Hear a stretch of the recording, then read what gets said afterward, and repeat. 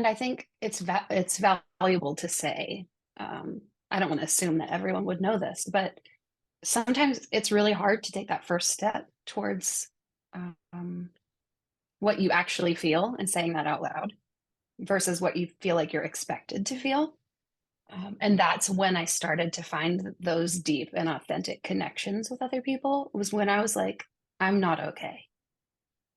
And they could look at me and say, it's okay not to be okay. I'm also not okay.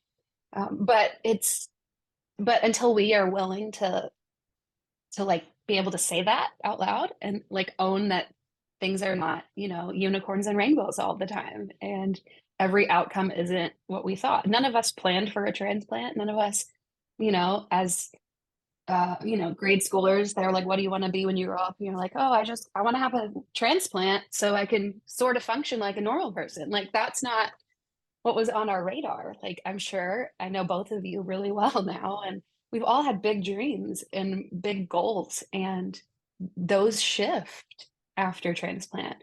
And so to be able to be honest with yourself and say, today I'm not okay, and to have a friend say, okay, do you want me to hold space for you? Do you want me to ask you questions? Do you want me to leave you alone?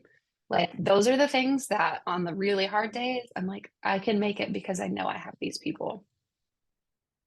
There's so much power in that too, though, in being able to say, I'm not okay, and for somebody else to be able to mirror that to you and say, I'm not okay either, or I wasn't okay, or it's okay that you're not okay. And that's something you're not going to get from your medical team. They can't reflect that back to you. And you need that in order to heal. You need that reflected back to you and to be reminded that this is okay. And who you really are is someone that's going to come out the other side. And those aren't mutually exclusive. You can be both.